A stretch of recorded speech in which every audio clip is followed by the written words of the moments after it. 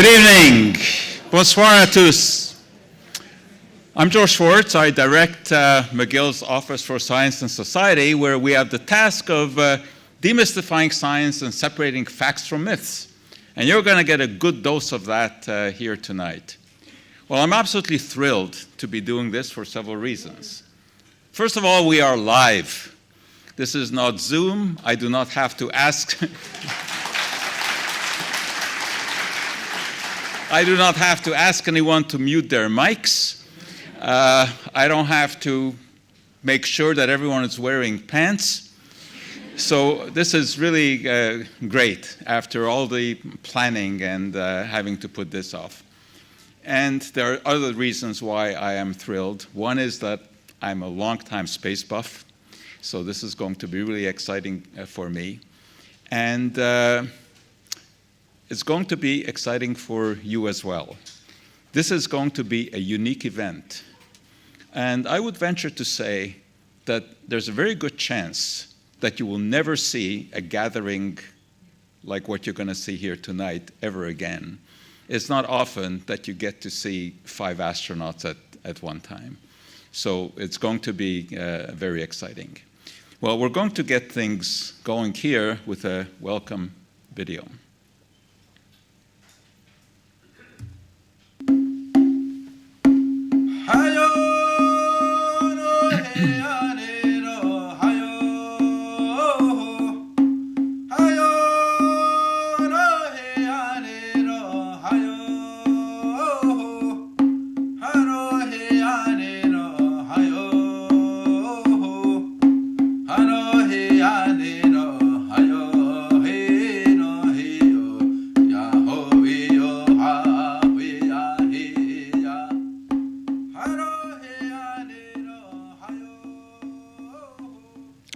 We'd also like to welcome everyone who's watching online, because we're better than just being live. We are broadcasting all over the world. It is now my pleasure and honor to introduce McGill's Principal and Vice Chancellor, Professor Suzanne Fortier, who is going to give some welcoming remarks. Professor Fortier.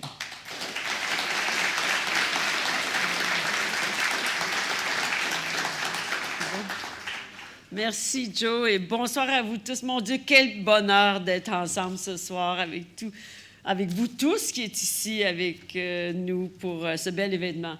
So as you may know, this is such a great event because it's part of our week of space at McGill, and this panel is called Made in Space. So we have some, as Joe mentioned, a very unique occasion here because we're going to be meeting with 5 astronauts, 4 who are McGill alumni. So that is Julie Payette, David Saint-Jacques, Robert Thirsk and Dave Williams.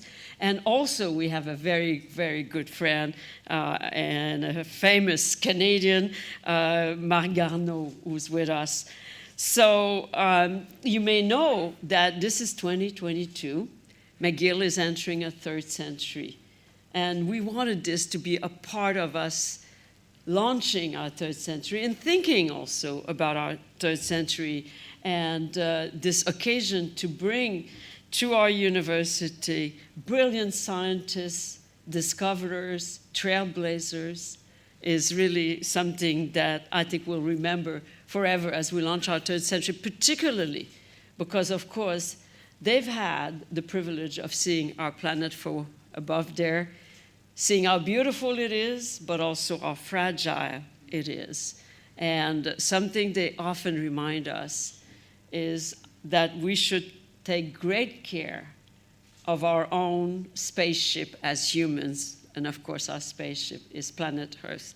So we're all looking forward to hearing from them. I won't talk very long because I'm here like you, just can't wait to hear our panel hear their stories about what they've lived with that great privilege in going to space, the discovery, the challenges they've had. Maybe some of them will put in a few McGill stories also as they tell their story to us.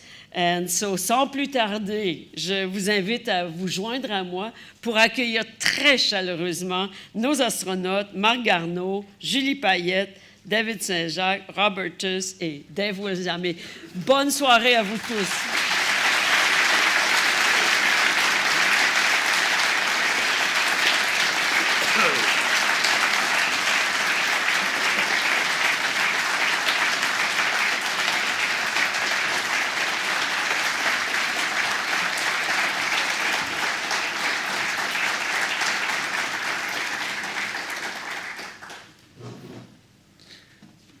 Let me explain to you how this is going to work. Instead of the usual wordy introductions, we have asked each of our panelists to say a few things about themselves.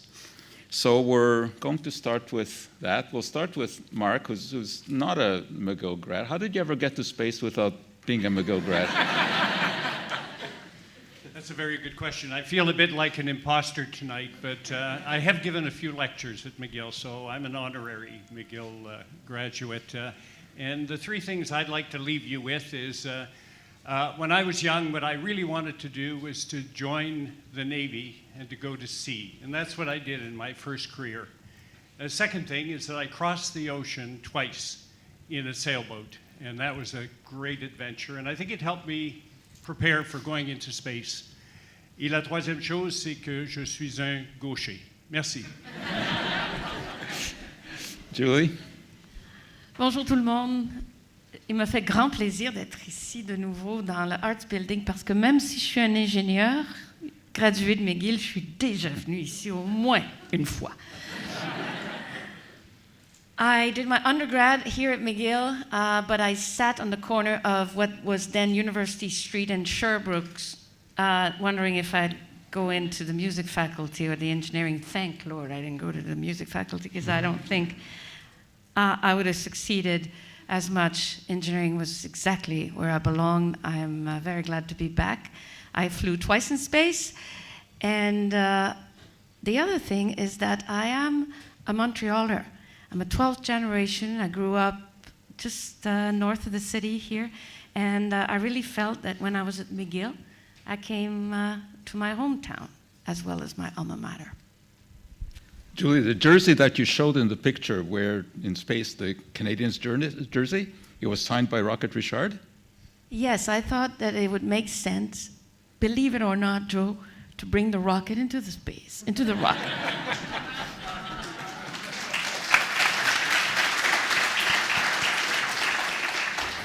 David? Merci. Bonjour. Hi, everybody. David Saint-Jacques. So I'm also a Montrealer, born and raised here. Three things about me. Well, I guess if that doesn't count as one, it's okay, right? Yeah, that's good. My first, I'd like to share the story of my first sense of adventure, I think, because this is what it's all about, right? I was probably like 11, and my dad took me cross-country skiing just in the forest, out of bounds, on the backside of a mountain. Prepared our lunch. The weather was okay. Our equipment was okay. We checked each other, we were okay. And we just went on this adventure out of the beaten path. And the joy of discovery of that little trip is so strong in my memory. Everything else I've done in life kind of struggles to match up to that feeling of adventure.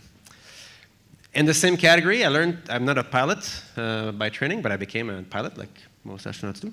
And I'll share with you that the most exciting flight I've ever done was my first solo in a Cessna 150. So again, beginnings are often the things that you learn most from. You know? And finally, I just want to share something about dreams. I've always had a very strong dream. But it was not to be an astronaut. I had this ridiculous dream as a child that I would one day understand everything. And of course, it's not possible. I'm not going to be able to do it, but I will try. And I'm saying this to say that a dream should not be seen as a destination, but merely as just a direction.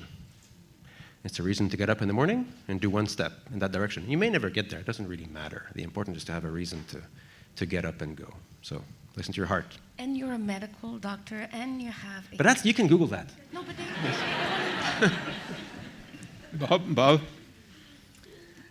I think I've been very fortunate in life, and the reason for that is the people, the places, and the times that I've grown up in. I was born in British Columbia, really enjoyed the outside experiences that I had when I was young, learning about some of the early explorers, David Thompson, Simon Fraser, Sir Alexander Mackenzie. I had parents, I had teachers, I had professors that nurtured me. And then the times that I grew up is the 1960s and the 1970s. It was a marvelous time to be a child then. And this world was just moving so fast in so many areas. Cependant, je viens de l'université McGill. J'ai reçu 2 diplômes de l'université. Premièrement, en 1982, de la faculté de médecine. Et puis, l'année passée, un diplôme honoré. Merci à McGill pour ça. Third thing, I've flown in space twice. I flew a 17-day mission aboard the Space Shuttle Columbia in 1996, and then several years later aboard the International Space Station during a 6-month expedition. Dave Williams couldn't be with us live. He is live, he's just not here. So Dave, before you get started, Professor Harp told me that I have to say hi to you, and he also wants to take credit for everything that you've done. So, all right, tell us a little bit about yourself. Well, thanks very much, Joe. And of course, one of us had to join virtually, right? Bonsoir à tous. C'était un très grand plaisir pour moi d'être ici ce soir. J'ai suivi 12 ans à l'Université McGill. It was truly an amazing experience. And I think one of the most incredible parts of that story was having Professor Schwartz as a professor in chemistry with Dr. Harp as well. That was pretty exciting. I do have a very special degree from McGill. It's a collector's edition DEC, a Diplôme des études collégiales. For 2 years, McGill had CEGEP, and I actually did CEGEP at McGill as well as a few other things. So anyway, I'm very proud to say that I'm made by McGill, and I don't think I would have achieved any of the things I've been able to do in my career had I not had those experiences at McGill. I think the second thing I'd like to share with you is 24 years ago today, I just returned from space on a 16-day space flight dedicated to neuroscience research. And it's a really special thing. You never forget those moments when you lift off to go into space, the day that you land coming back from space. And it is a great reminder that today is also my anniversary. So it's a very special day. I can remember returning from space and getting married. It was just a really special moment for me. And the last thing, I think, is following in the footsteps of Dr. Harp and Dr. Schwartz, trying to inspire the next generation. So I started writing books after I retired in 2017, and I've now written 8 books. Actually, 2 new ones are coming out this year. The most recent one is called Why Am I Taller? Amazing Adaptations to Living in Space. And then there's a book for children on planetary stewardship. But more importantly, it's truly about inspiring the next generation. I think all of the Canadian astronauts feel the same way. But I'm absolutely thrilled to be here. Thank you. Well, thanks, all of you. And let me tell you how we're going to proceed. Each of the astronauts have been asked to submit some questions for the others. So we have those. And then I also have a bunch of questions that have been submitted by you guys. So that's how we will proceed. Unfortunately, Jenny Seide, who's another McGill grad, who's an astronaut, could not be with us. But she will participate in one way in that Julie will answer a question instead of her. So the question to Jenny was, what is the most enjoyable and or difficult part of astronaut training in 2022?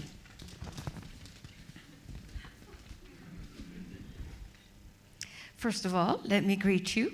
Jenny says hello to everyone. She is working hard in Houston, training in the Astronaut Corps. She is a part of our human exploration future, and she represents Canada in a stellar way. That's pun intended from Julie Payette. So that question, she sent an answer. It's pretty long. For Jenny, the most enjoyable and challenging part of astronaut training is spacewalk training. They train for spacewalk in a giant pool called a neutral buoyancy laboratory, which contains a mock-up of the International Space Station. It's incredible, and it's an operational environment, and it demands a lot from even standard training runs, both physically and cognitively. I would say that it's one of the most challenging part of our training, but also one of the most enjoyable. When we train for a spacewalk, we gain experience in the spacesuit, work as a team, and with outstanding engineers, trainers.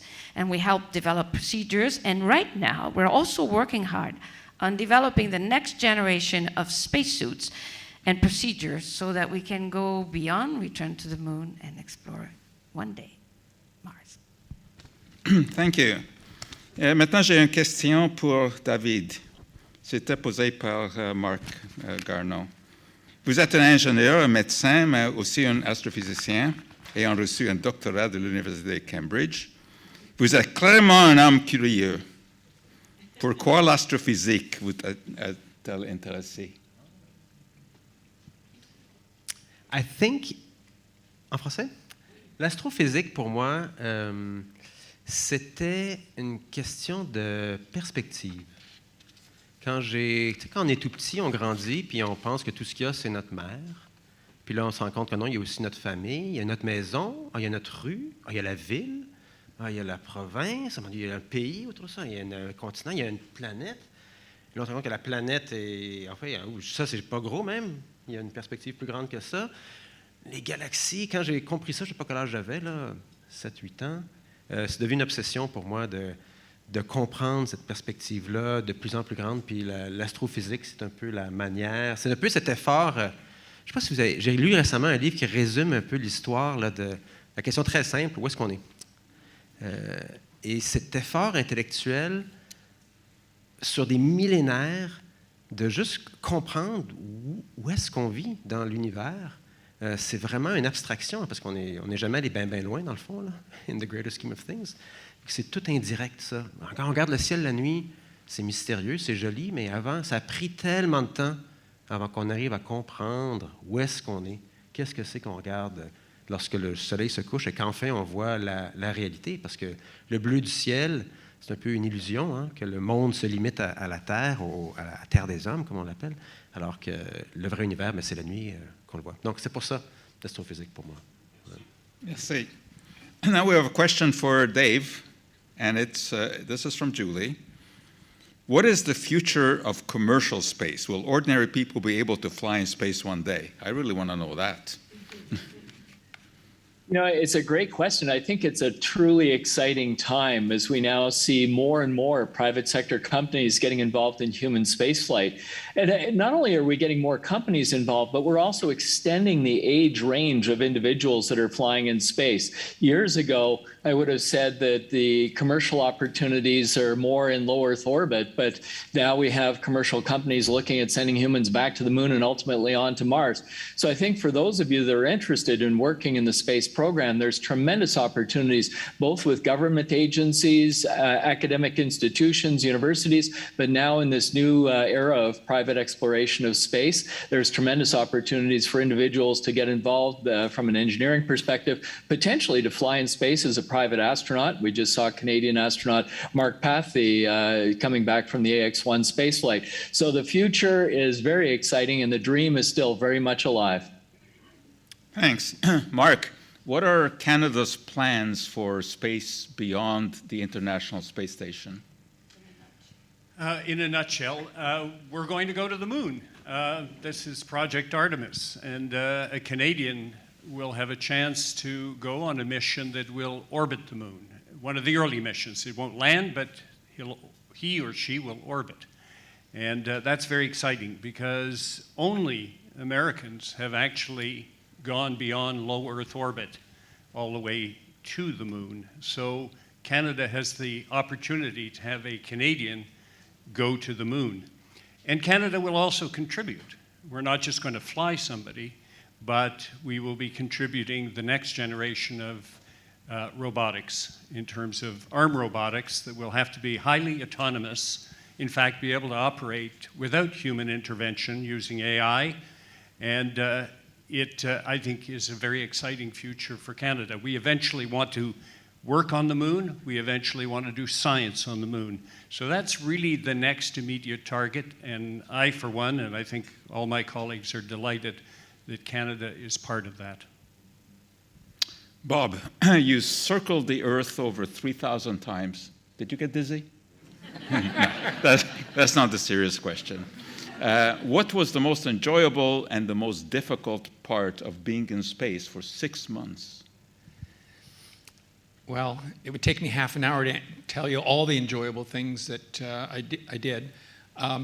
Flying around like Superman all day long is wonderful. Looking out the window at this beautiful planet down below and getting a better understanding for how connected we are.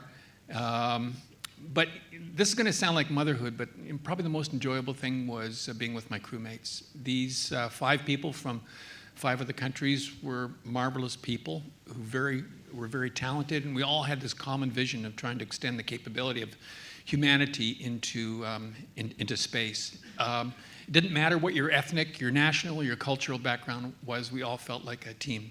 At nighttime, we'd sit around having dinner together and we'd talk for an hour and a half, and Gennady would explain to me how the parliamentary system works in Russia, and Frank would explain to me how the Belgian royalty was reestablished after many years, hundreds of years of not having royalty, and we debate CNN versus Fox News coverage and things like that at nighttime. It was just a wonderful time.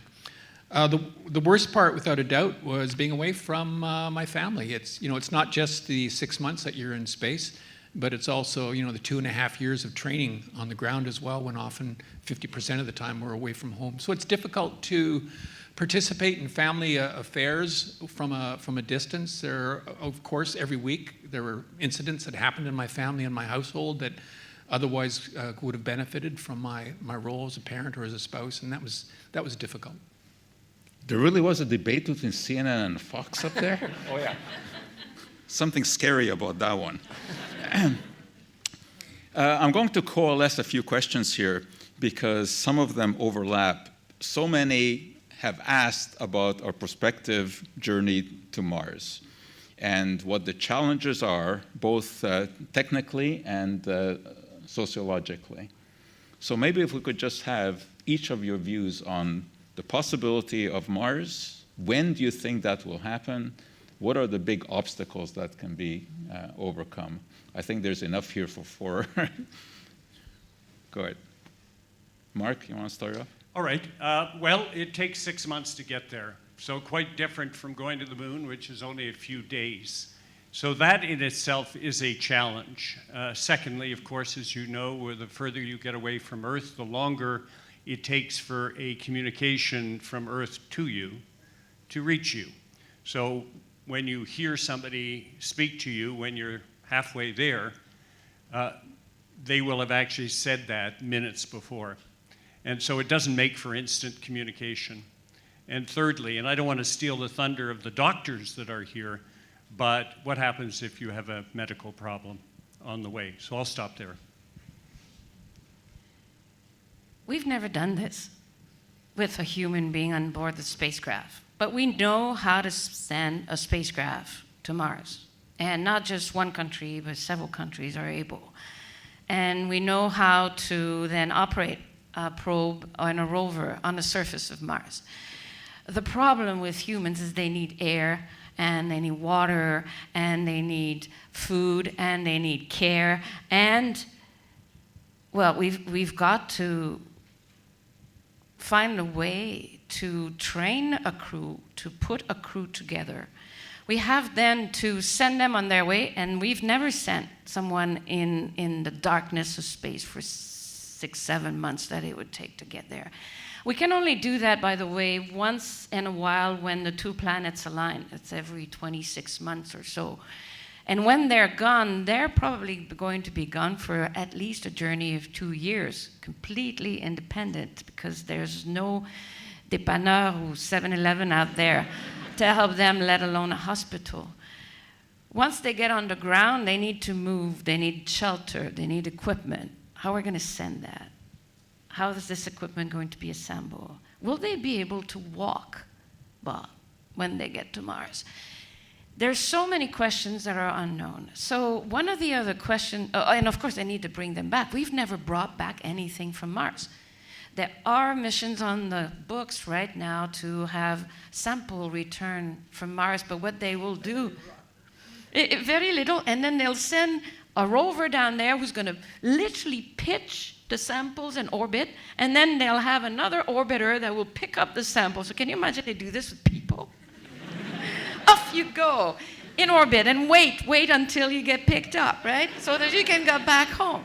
So there is still a lot of challenge, but I think, and I'll let David address that because he's our active astronaut here, is who are you going to send there? And what kind of skills do you need in order to make a successful mission, say, if we've solved all the challenges?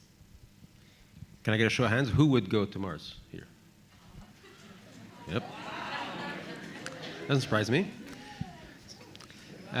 So I think one way to look at this, there's many challenges left to fix, and I like to summarize them like this.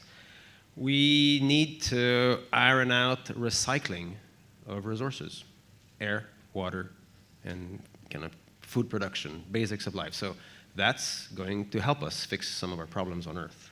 We need to figure out energy production and management. That's also a major problem here on Earth. We need to address a lot of medical problems, self-care, medical care for people in isolated places, autonomous care. That also, I think, there's a great appetite on Earth for that. And finally, it's going to be an international program. And that's yet another way in which space can provide us the excuse to fix some of our earthly problems. And this is a mechanism that has been at play ever since we dared venture to space, as if the hardness, the toughness, the incredible difficulty of space challenges kind of excites the brightest among us and makes us scratch our heads a bit harder. And we come up with solutions to problems we might not have fathomed otherwise.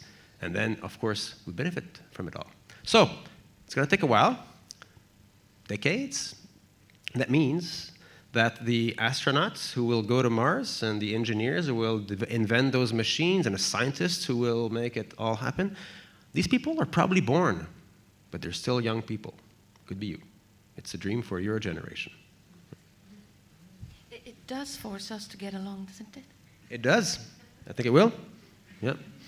Yep. Well, No war on Mars. I think that the objective of landing a human being or a crew of humans on Mars and returning them safely back to Earth will be one of the major news events of the 21st century.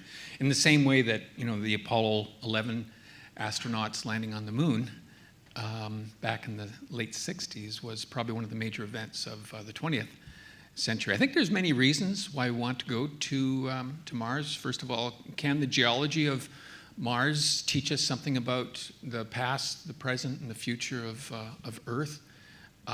Is it possible that life once existed on Mars? Wouldn't it be mind-boggling if one of the first Mars astronauts came back with a fossil? That would be mind-blowing. And then lastly, could Mars someday represent a safe second home for humanity? I think that Earth is just a cradle, and that it's our destiny in the centuries that come for us to populate the inner solar system, but also other star systems as well. I think it will also measure the best of our energies and skills as humans as well.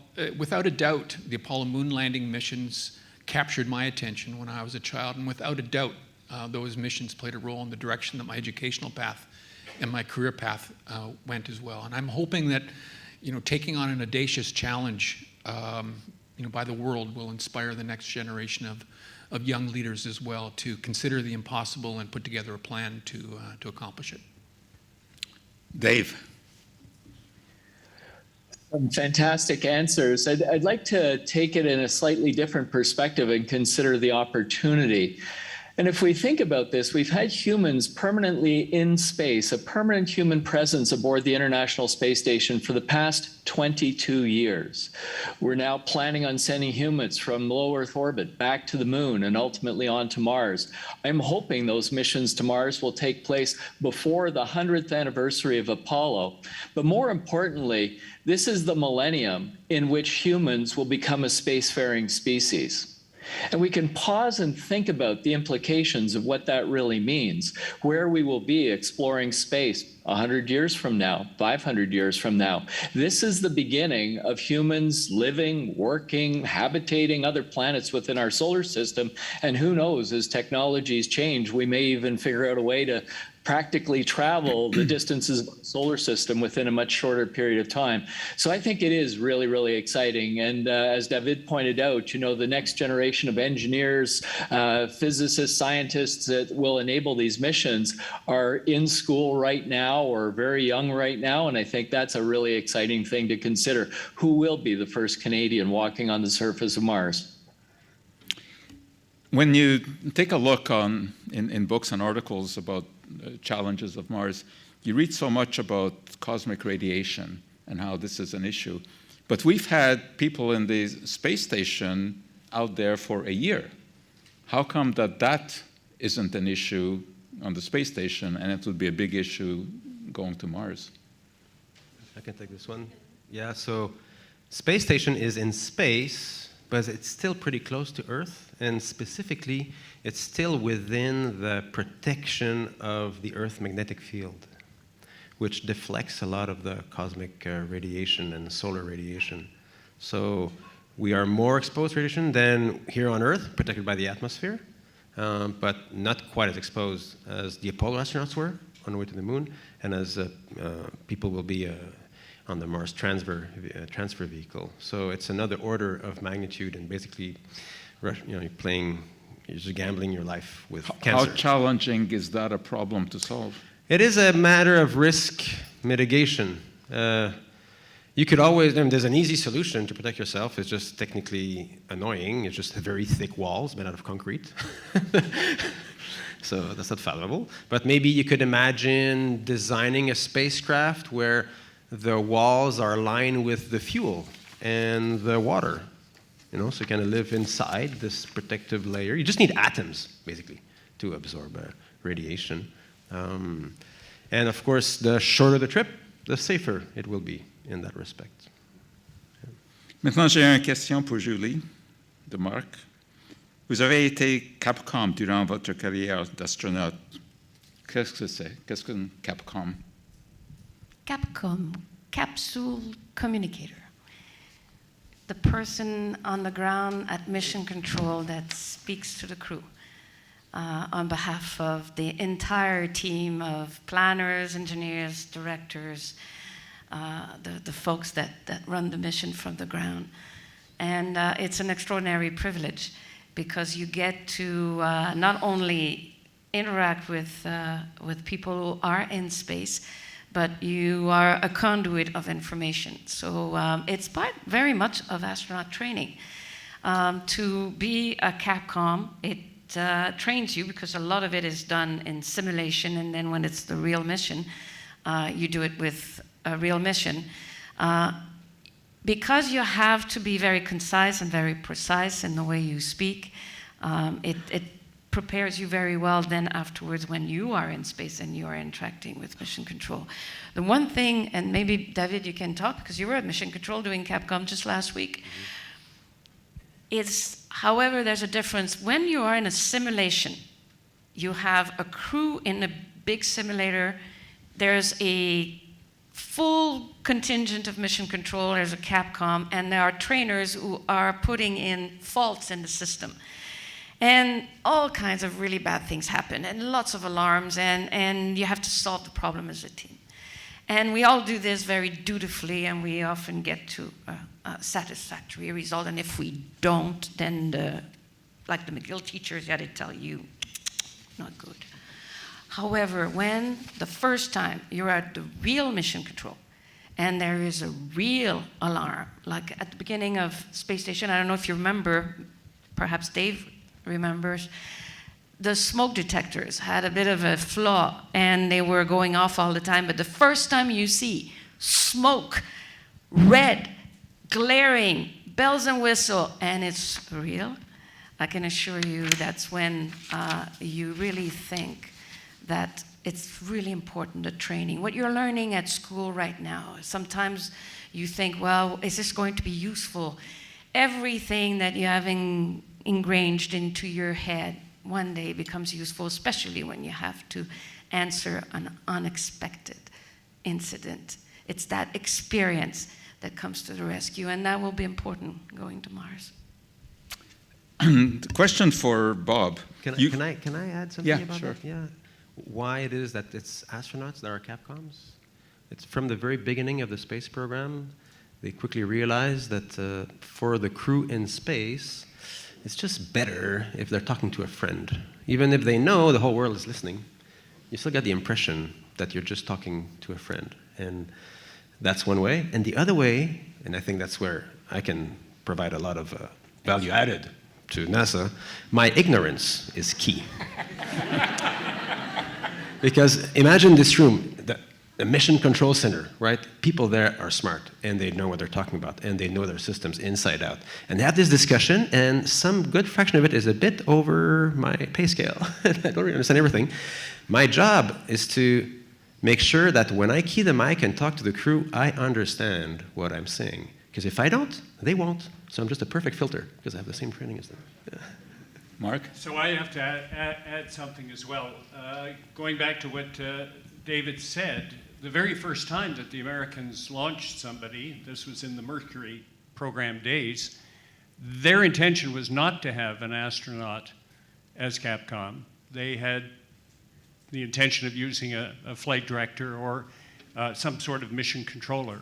And it's because the astronauts pushed back and said, there's no way we're going to go into space and talk to some mission controller. We want to talk to one of our fellow astronauts. These were the original 7 Mercury astronauts. And so they prevailed at that time, and it's always been that way since. Yeah, I guess astronauts have some power, because I remember during Mercury, the original plans for the capsule had no window, right? And the astronauts got together and they said they were not going to be spam in a can, and they wanted to see where they were going. Maybe we should have a union. Don't we have one? Bob, you've flown on the shuttle and on Soyuz. Obviously, totally different experiences. What's the difference? There's big differences between the two vehicles. Both are marvelous creations of human engineers. It was a privilege to fly on both of them. When I launched the second time on the Soyuz from the Baikonur Cosmodrome in Kazakhstan, I launched from the very same launch tower that Yuri Gagarin had used 50 years prior. And I launched in a Soyuz rocket, which was essentially the same technology, the same type of rocket that Yuri used 50 years ago. And we followed some of the pre-launch traditions that Yuri followed as well. Or initiated. Or initiated, yeah. So it was a real privilege to do that. I had flown launched on the shuttle before. Marvelous experience. Take me half an hour to explain all about that. What the difference is with the Soyuz capsule is that the Soyuz capsule is very small. It's 2.2 meters across, and we would have. So if David and I, actually David, sit in your chair. Yeah.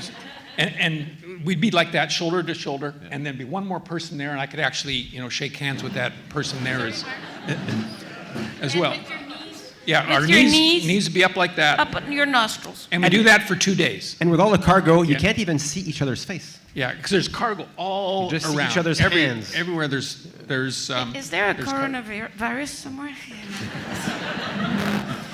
But I sort of think of the space shuttle as a very capable truck transport. You know, it has this huge cargo bay, relatively huge cabin space for the crew to live in. The Soyuz is much more compact, but it's more like a sports car, to use the car metaphor. It's small, it's very agile, very speedy. So for example, if we wanted to do a 180-degree rotation in the vehicle, and sometimes we have to do that to fire our engines, we do that turn in seconds, in tens of seconds, where the shuttle would take, a few minutes in order to do that. So it's very quick, very agile. Launch is smooth. We've got about 3 million pounds of thrust lifting us off the launch pad. I didn't know we had lifted off, except that I saw the clock ticking up. It was very smooth.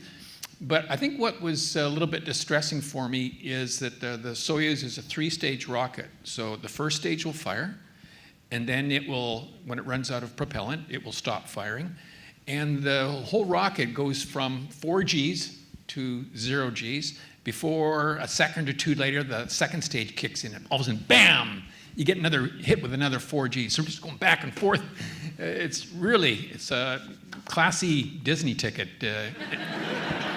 And then there's a third stage as well, so that's a bit exciting. 4 Gs of pressure, 4.2 Gs of pressure on your chest, what makes breathing a little bit difficult. One other difference I'll mention is that on the shuttle, after we got to orbit, about 8.5 minutes from the launch pad up to orbit, there's some free time after you get to orbit. So as soon as you get to orbit in the shuttle, there's a lot of yelling and screaming and high fives and back slaps, because you just survived one of the more dangerous things that humans do. Soyuz is different. As soon as you get to orbit, there are crew actions you have to take right away. Throw switches and enter commands in the computer in order to deploy antennas and communication equipment and solar arrays. So we're pretty busy for the first 10 minutes or so after we get to orbit. And then we did all our hooting and hollering after that. Oh, and I hope you got the picture of 3 Canadians taking over Soyuz. All right, we have a question for Dave. And this is interesting because it comes from Zachary, who's only 12 years old. Could you explain what it feels like to be in space? Particularly curious if there are any kind of impact on the senses when you're in zero gravity. Taste, smell, etc. I really enjoyed being in space. It's a sense of freedom, just being able to move around with fingertip forces and push and float very gracefully through the air and go from one handrail to another and hover in front of a window, looking out the window. If you want to take a nap in space, you just close your eyes and you can fall asleep gracefully floating around with your arms up in front of you. It's interesting, though, that when we train to go to space, we have many different simulators. There's really no way on Earth to be able to accurately simulate the microgravity of space. For many years, we used parabolic flight, where these airplanes were like a roller coaster. They'd pull the airplane 45 degrees nose up and then push it 45 degrees nose down, and in 20 seconds, you'd float around somewhat like you would be if you were in space, but it was just a very short duration followed by a 2G pullout. So it really wasn't the same as being in sustained microgravity.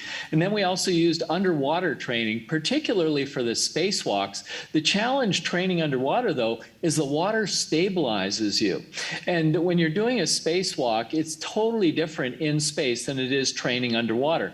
Underwater, it's very hard to get going and actually very easy to stop because of the resistance of the water. Other than that, you're kind of floating around neutrally buoyant like you would when you're in space. But the first time you go to space and do a spacewalk and you're outside, you realize very quickly that it's really easy to get going and very hard to stop, which is why watching a spacewalker is kind of like watching the grass grow. I remember my kids commenting to my wife, Kathy, going, "Is Dad ever going to move at some point?" Because we tend to move very, very slowly. But being in space is a truly remarkable experience. Yeah, you're going around at 17,500 miles per hour, right? Totally insensitive to that. Was there ever any concern when you were out on your spacewalk of not being able to get back in? Yeah. Well, there's always opportunities, shall we say, that arise, and no matter how hard we train and how hard we plan, once you go out the hatch, whatever happens, happens. On my last spacewalk, Clay Anderson and I were outside 20 minutes into the spacewalk, and to Julie's point, the fire alarm goes off. So we're outside at the International Space Station, kind of looking at each other, and sometimes when you're doing a spacewalk, you don't communicate verbally over the loop. You use hand gestures, and I remember Clay and I looking at each other, kind of shrugging, going, okay, well, we're outside. We'll see how this all evolves. And it turns out, of course, it was a false alarm, thank goodness. But, those are the things that happen. Another time on Neurolab, on my first space mission, we were on the flight deck of the space shuttle looking out at this amazingly beautiful sight of a micrometeoroid shower off in the distance. And we're thinking, wow, this is so spectacularly beautiful to see this from space, until you realize that if we get hit by one of those things, this could be catastrophic. So there are always these things that take place when you're traveling in space. This is for David. We heard from Bob how he got along so well with the other crew members, and since you are now pretty close to what is happening up there, what do you think the situation between the Americans and the Russians in space, given what's going on ground? Very relevant, very relevant. No. Can you hear me? Yeah. The International Space Station is an international project for a reason. Merci. Right. So the International Space Station is international for a reason, and it is one of the most beautiful things that humans do together. And when it was conceived by the U.S. and the defunct USSR and newly born Russia, it was really engineered to help stabilize the relationship. So the space station has helped us in a way, the International Space Program has helped us navigate through the Cold War, and it is not an accident that it keeps kind of working well right now. It's kind of made to help us through crises like this. And so right now on board, there's people from around the world, and there's Russians, there's Americans, there's Europeans. And like this analogy, we're a little bit like kids who are friends at school whose parents are fighting. We respect and love our parents, but we respect and love each other, and so we can talk. And there's a great professional pride in being the keepers of maybe the only bridge left open. And there is this bridge in the sky. And one day we'll have to talk to each other, and we will use that bridge. So I think it's a kind of a beacon of hope for me, the space program. And it's not philosophy, it's a daily practical demonstration that we can work together. And when we work together as a species around the world, we accomplish incredible things. So things are going well in space. As nothing, it's easy every day, but it's kind of part of the essence of the space program, I think. Here's a question for each one of you that requires a yes or no answer. Would you be willing to be on the first flight to Mars? Given that you were at the right age and the possibility. Marc? Yes. Yes? Yes, oui. Yes. Who could have guessed that, right? Okay. And Joe, I'm also going to weigh in and say yes. Even if I'm the wrong age, I'll still say yes. Okay. Let's go for a question from someone in the audience. The biggest challenge in training as an astronaut. Anybody want to take that one? Vous allez rire quand je dis que la chose de l'entraînement le plus difficile pour moi est d'apprendre la langue russe. Et c'est nécessaire de parler le russe à bord de la station avec les autres membres d'équipage, mais aussi de parler au centre de contrôle à Moscou parce qu'on parle seulement le russe au terre. But that's probably not the answer you wanted. But I would say after that EVA training, spacewalk training, was very difficult. I agree with Dave and David that it really takes you to your mental, your physical, and your emotional limit. It looks like, when you watch it on TV, it looks very balletic, like a ballet. It looks very simple, slow moving, but your brain is going 100% the entire time, and your body is aching and totally fatigued. That was challenging for me. I'd like to add one aspect. I mean, I think I had, a lot of us have this problem. Those of us who have the luck of loving our job. I remember starting training astronaut. This is amazing. I love all of it. That's all I want to do all the time. Maybe I should not see my family anymore, not talk to my friends, and just work and just study and just do this amazing stuff. And then obviously I quickly realized, well, that is not how I will be the best astronaut I can be. I can only be the best astronaut I can be by staying who I am, by keeping my life in balance. So for me, the biggest challenge was to keep a healthy fraction of my time for the rest of my life. And I like the analogy of flying an airplane. You've all seen the cockpit of an airplane. There's like, 100 dials, it seems. And all these dials have to be, quote, in the green. Every system has to be in balance, and that's how you fly far and fast and do the best. In your life, if every one of those dials is not in the green, personal, your health, your fatigue, your family, your friends, your hobbies, any one of that doesn't work, eventually you're going to crash, and you will not be the best that you can be. So that was the biggest challenge for me, is to maintain a balance of life, despite the fact that all I wanted to do was just study more and do more of that cool stuff. Julie? Because it's so cool. It is really a lot of fun. You learn about so many sciences and so many technical aspects. I mean, I'm an electrical engineer, I'm a computer specialist, but we're doing geology and astronomy and astrophysics, orbital mechanics. We're doing hands-on repairs. We're changing out computers. We're changing out anything because we're the repairman on board. So honestly, if you're a little curious, and it's a lot of fun. But David puts the finger on what is complicated. For me, the biggest challenge was to find time. Time to have this balance, because there's so many things happening, and of course there's requirements. In order to keep some qualifications, you have to fly so many hours in the jets, you have to do so many simulators, you have to partake, you're often away from home, you're traveling a lot. It's all great, but there is other things happening, and it's true in a student's life and a professional life as well. And I have this anecdote which relates to Capcom. The first few years that I had my son, I'm a single mom, so my son is sleeping at home at night when I'm there at night. But it was the very beginning of the International Space Station. My son was born in 2003. And I was the backup Capcom for the night shift. The space station would operate with crew awake from about 2 a.m.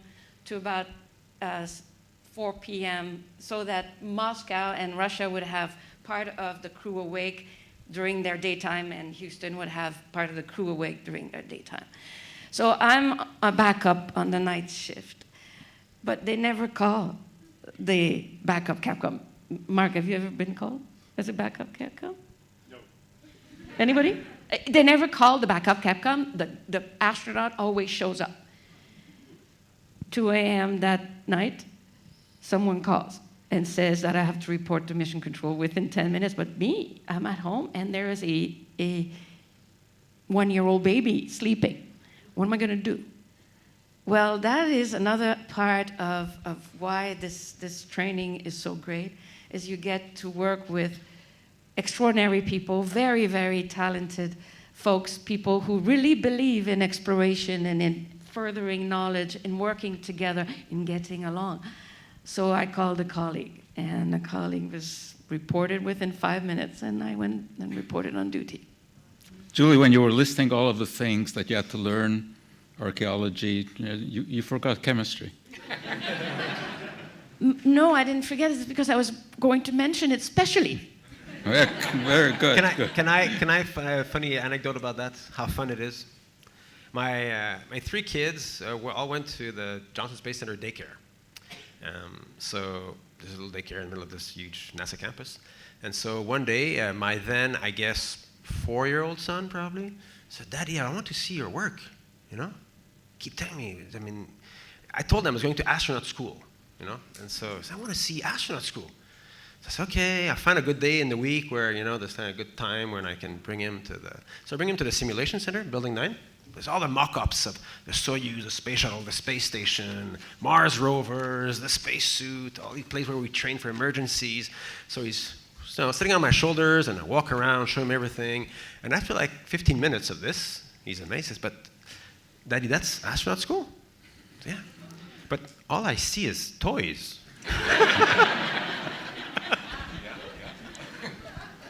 Mark? Well, related to that, I had a 3-year-old when I was last at JSC and getting ready for a flight. And there's a big Apollo rocket in front of the Johnson Space Center, there used to be.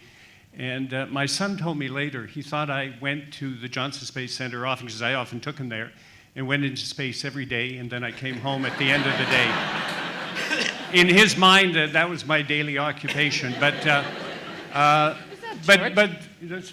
that's Adrian, yes, who's at McGill, by the way. I just wanted to mention that the most difficult thing for me, I got to fly 3 times. I never did get to make a spacewalk, but I trained in the pool. And the hardest thing for me was not being able to scratch my nose when it was itchy when I was in the pool. And I can't tell you how many times I took my hand and went up towards my face as a reflex to scratch my nose and I hit my visor. So you had to put up with the fact that you couldn't scratch yourself when you were wearing a spacesuit. But on a more serious note, I found the hardest thing when I became an astronaut wasn't the job, because it's so exciting.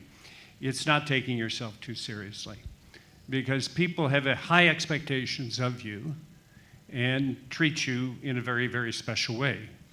And you mustn't let it go to your head. You're a human being, and you make as many mistakes as anybody else. And so it's important for you to remain a little bit like David said it with his family, and keeping that sense of proportion, because there are big demands that are put on astronauts, but you have to remain grounded. And it's very important for you not to put too much pressure on yourself in terms of the expectations that people may have of you, because you are an astronaut. So. I don't think you make as many mistakes as anyone else. We'll go to Dave. Goodness, how do I add to everything that's been said? You know, I think one of the elements about being an astronaut, following along Mark's train of thought, is that you train and you train and you train, but until you actually go do it, you're not really sure how you're going to do. And of course, we all want to do our best when we're in space. We want to avoid making a mistake. We want to make Canada proud as we go off and represent our country and all the amazing things that Canada has done, both in human spaceflight and non-human spaceflight. And it's really hard. And at the end of the day, all you can really do is commit to training as hard as you can to be the best person that you can be, to maintain the balance in your life while you're doing all of that, and then work together as a team when you're in space to make it all happen. And of course, with the balance, you know, there's lots of funny stories with our kids. And I just think the Canadian Space Agency and NASA do a really great job of trying to enable us to bring our kids into work and experience kind of what we do, which is kind of a fun thing to be able to do. So I had an opportunity to bring my kids in one time when I was doing a spacewalk run underwater, and they got to give me a big hug in my wet spacesuit when I came out. But more importantly, later that day, I was touring Miley Cyrus, her mother and her grandmother, around Johnson Space Center, and we got tickets to the show. So the kids were invited to be in the front row of the Miley Cyrus concert, and that really made their day. You know, spacewalk train, not so exciting, but going to Miley Cyrus concert, that was incredible. Bon, j'ai une question pour David. Bob et toi avez chacun passé plus de 6 mois dans l'espace. Peux-tu nous décrire un peu de ta réadaptation? Ah oui, la réadaptation au retour. Oui. Oui, c'est un peu paradoxal parce que on pourrait croire que revenir sur Terre, c'est facile parce qu'on connaît, mais en fait, c'est plus difficile de se réadapter à la Terre que ce n'est de s'adapter à l'espace. Mais particulier, hein? Ça, je ne m'attendais pas à ça. Alors, quand on arrive dans l'espace, bon, c'est le fun parce qu'on flotte, mais très vite, on se rend compte que notre corps n'aime pas ça. Ça fait des millions d'années qu'on évolue sur la Terre en présence de la gravité, et tout notre organisme fonctionne en fonction de ça.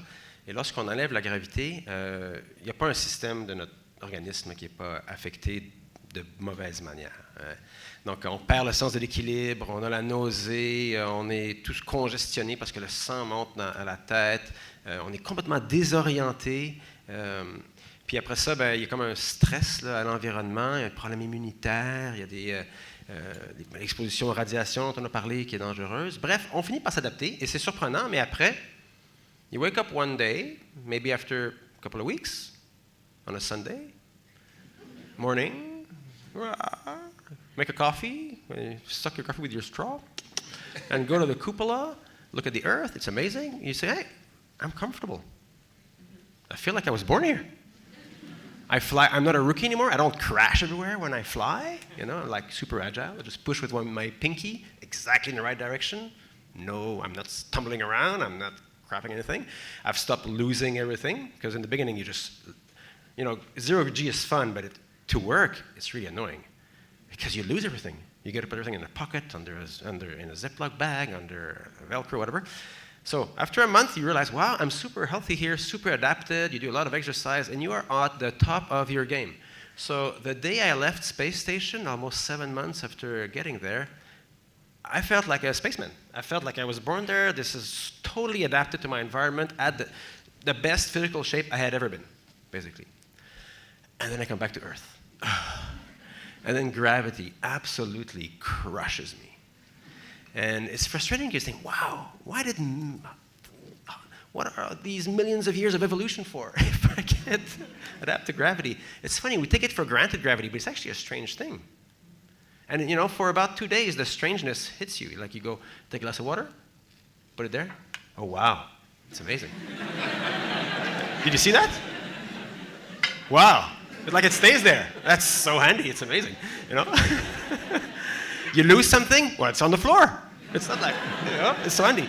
But after 2 days, it become old, and then you realize it's just me. My arms are heavy, I'm nauseous, I can't walk straight, my back hurts, and all that. So that's like, it's more like 3, 4, 5 months physically before you're really agile, before you dare play basketball or go skiing and do these gravity-intensive sports.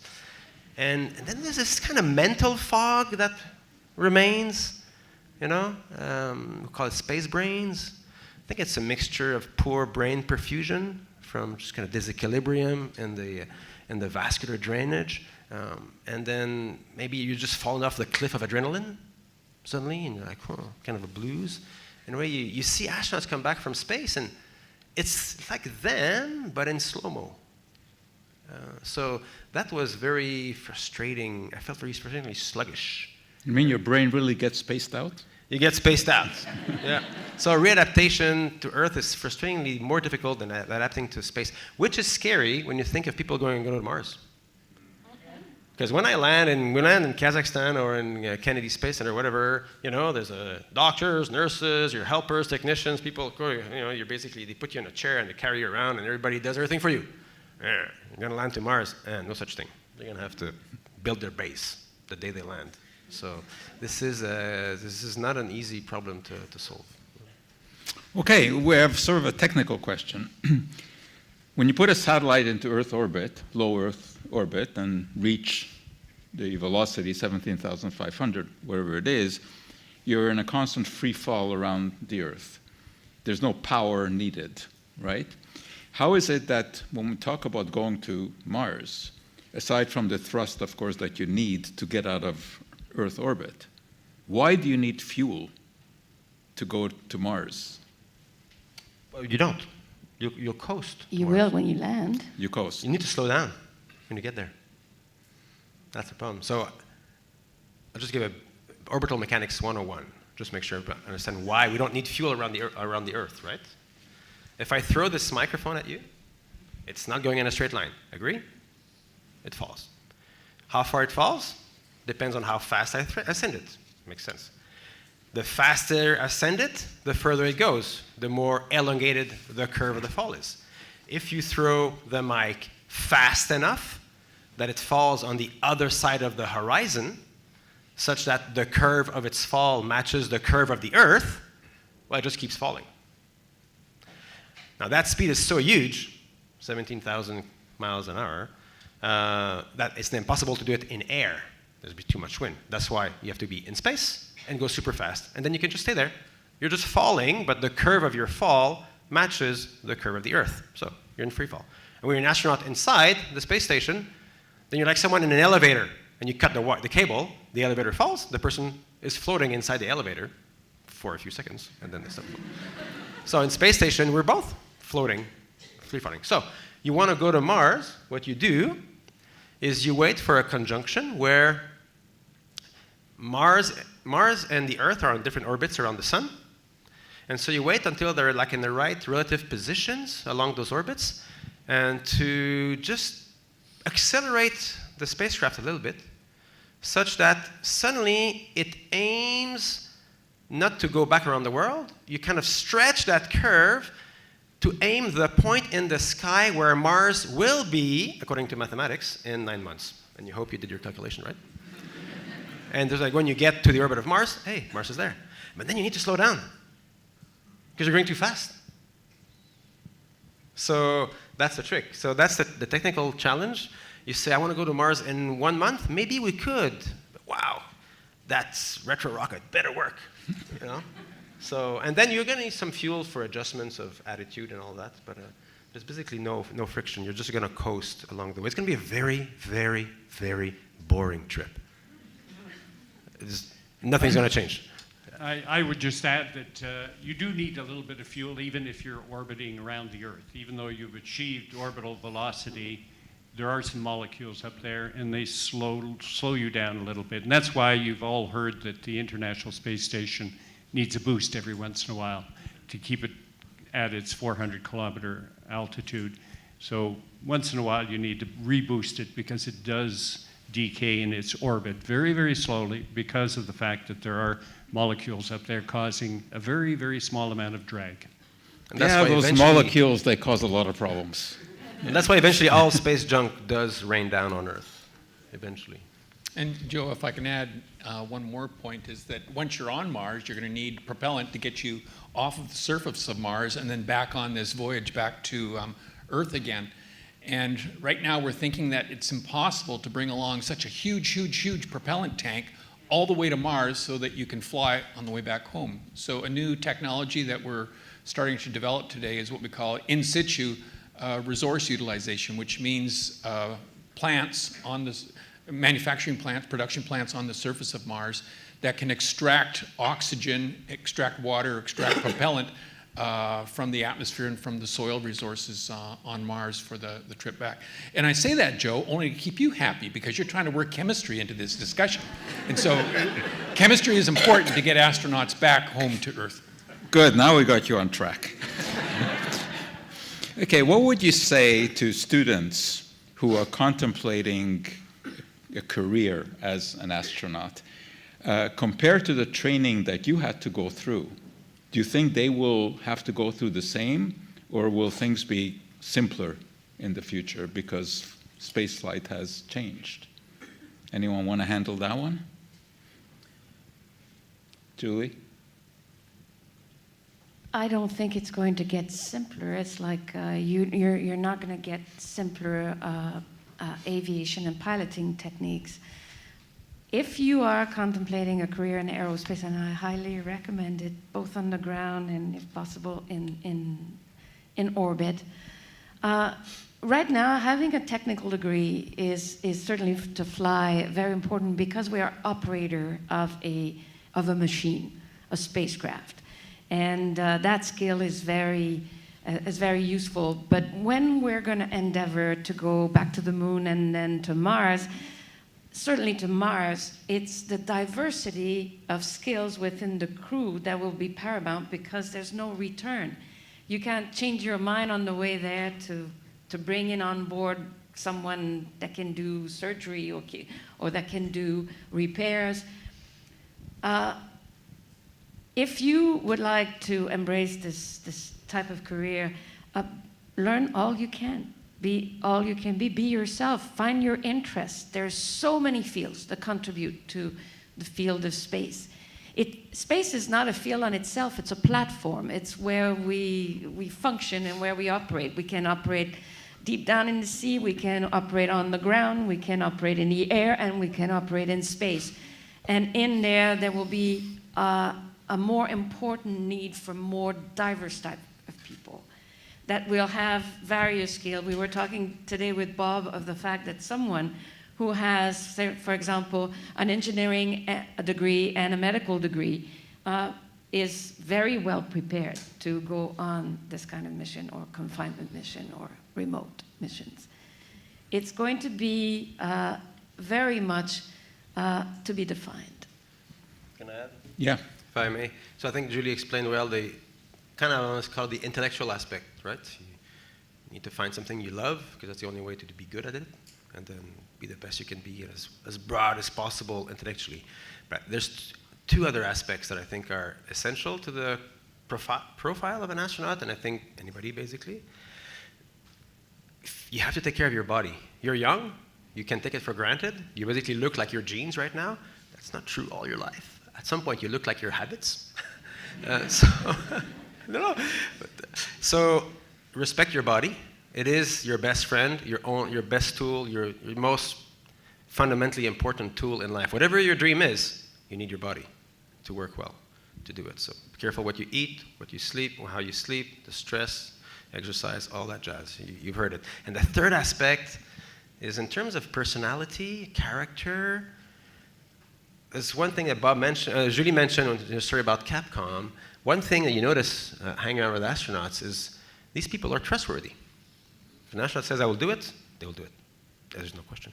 So I think it's a good asset for anybody to practice making decisions, sticking to them, living with the consequences, and changing your mind if you have to, but be someone that can be trusted.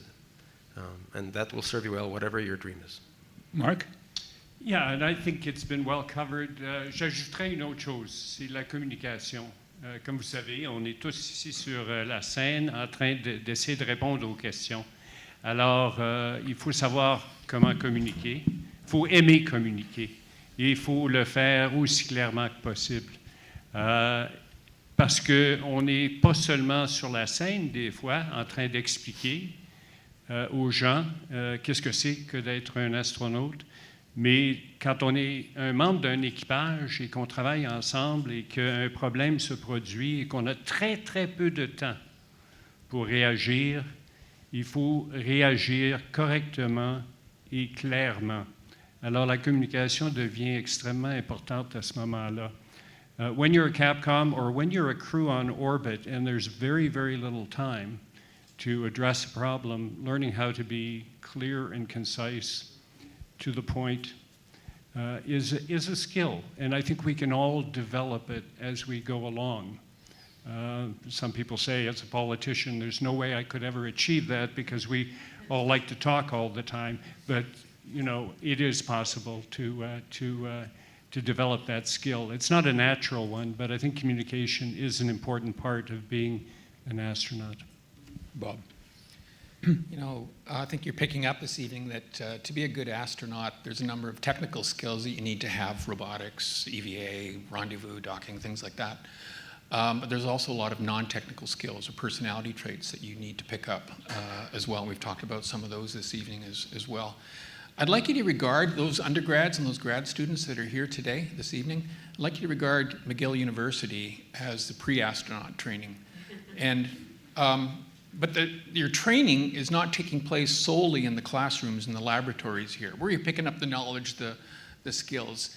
You're missing half of your education here at McGill if you're not also participating in leadership opportunities outside of the classroom. So in student government and clubs and sports and things like that, particularly working in small teams with people who are dissimilar to your background, dissimilar to your perspective on life. And it's in those experiences that you're going to learn to develop, the group living, the teamwork, the followership, the leadership, the cross-cultural skills that are so very, very, very important to be a good astronaut.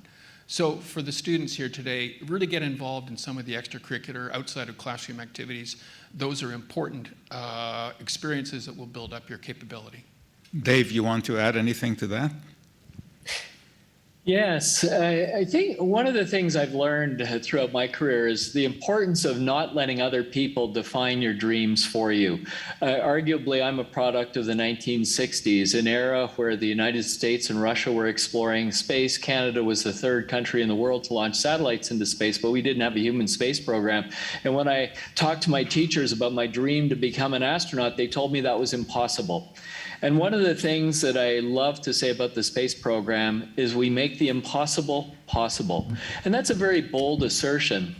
But thinking about my dream of flying in space, having been able to achieve that is one example. But more importantly, 2 weeks ago, I had a chance to visit the space station for the second time in my career.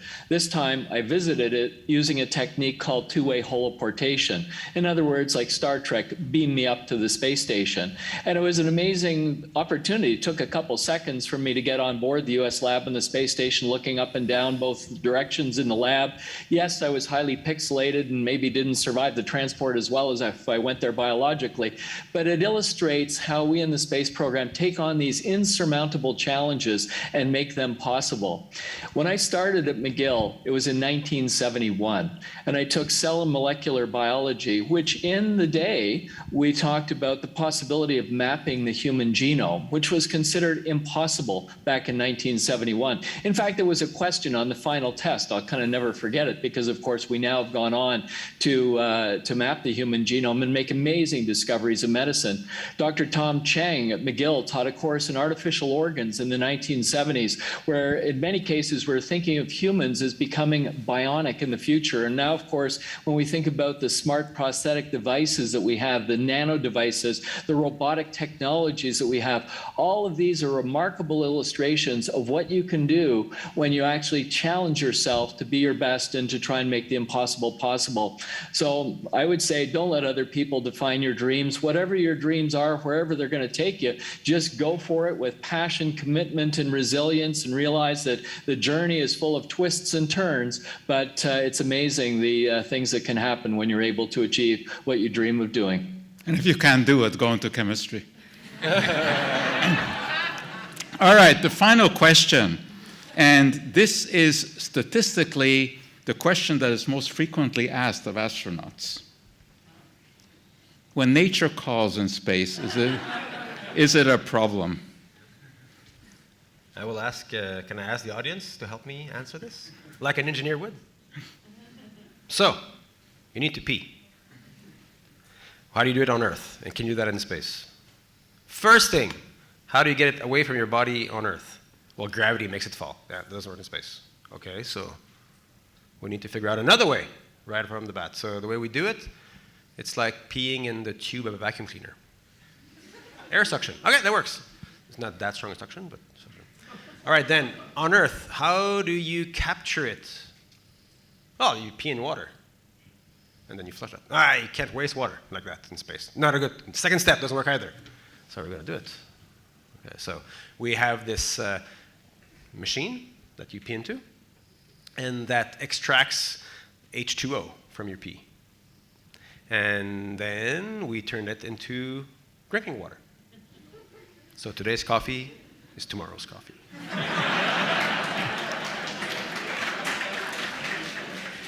And if you think that's a funny thing to think about, well, think of that water here. Where does it come from?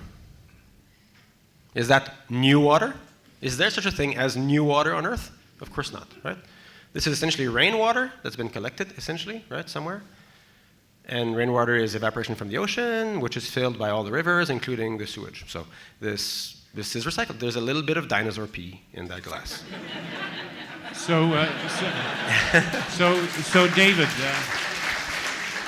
So we're just doing with a machine what we- Mother Earth does. Yeah, but we don't just pee. We do the other thing too. Explain that part. We're less sophisticated for that one. So here on Earth, of course, it's cool. What we do with it, basically, it ends up, fertilizing, and we get flowers out of it, and we get our food out of it, in a way. So in space, we have not made that step yet. I think we need to. On the way to Mars, we're not going to bring like tons of Mars bars, to feed ourselves. We'll have to grow our food, so probably human fertilizer will be used in the loop. Right now, we don't do that. We collect our feces and kind of squish them, and then throw them away. And the way we do that is every month or so in space, a cargo vehicle comes, and it's just a giant robotic can full of spare parts, experiments, some food for us, and all that jazz. And then once we've emptied all that, then it becomes a giant dumpster in which we put our feces, and other things that we want to get rid of. And then we throw it away from station, aim somewhere in the Pacific Ocean, and then it becomes a beautiful giant shooting star. So next time you see a shooting star, have a thought. However, there is etiquette on board a spacecraft. David mentioned that during his orbital mechanics course that everything floats in a spacecraft, that like a person in the elevator whose coordinate had been cut. So everything floats. Computers, pens, people, everything floats. However, there's a few things we do not want to see floating in the spacecraft under any circumstances. Etiquette in the spacecraft, astronaut etiquette, demands that if you're using the system, which is a suction system, and if you do things too fast, faster than the suction rate, it could be that something escapes. If something escapes, it is your duty as a good astronaut to go after it. Capture it, put it away. Happened to me on flight day 4. All right, with And that. see, that's like the first thing you want to know when you get there. How does this toilet work? And we put so much energy handing over the operations of the galley, of course, the sleeping station, and the toilet. It's obvious in everybody's mind that that part you gotta do correctly. Thank you. And it's a great relief the first time you have success. I have one final story for you, if we can have the picture. In 1992, Canadian astronauts were selected, of which I was not one. However, I did have the chance at that time to give a short course on chemistry to the 4 astronauts who were selected, although Chris Hadfield played hooky that day. I don't know where he was. Mike McKay is no longer an astronaut, right? He retired. But there's Julie. You haven't aged a bit. Oh, thank you. Yeah. And there's Dave also. So that was great. And in those days, of course, I had been into chemistry for a long time. And I had been doing demonstrations.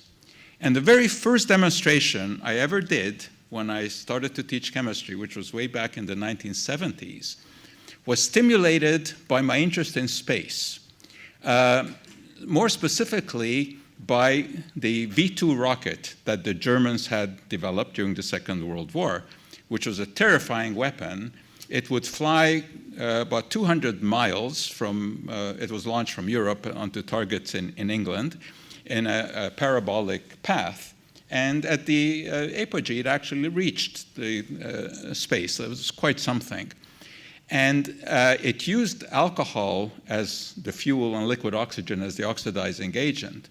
But in order to mix those two for combustion, there was a pump. And that pump was powered by a chemical reaction. And it was a chemical reaction between hydrogen peroxide and manganese dioxide. It generates a tremendous amount of steam. And that turned a turbine. That is how the pump worked. That was the very first chemical reaction that I ever demonstrated in class. I thought I would do it for you. So you can imagine that this is the little engine. Here's my hydrogen peroxide. Should we move away? Or? I think if you're willing to sit on top of that liquid hydrogen and the liquid oxygen, God knows how many thousands of pounds, you're safe. Okay, so that's the hydrogen peroxide, and we'll put a little bit of manganese dioxide, which acts as a catalyst, breaks it down into water, and what you are really seeing here is steam under high pressure, and that is what propelled the pump. That's what made the V2 fly. So it's an interesting chemical reaction, and it's been used in other connections in space as well. So that was the first chemical reaction that I ever demonstrated in class, and it was indeed stimulated because of interest in rocketry and space. All right, well, that brings the evening to an end, and I think, as I told you at the beginning, you will probably never experience another one like it again, where you have 5 astronauts answering your questions. So let's give them a big hand.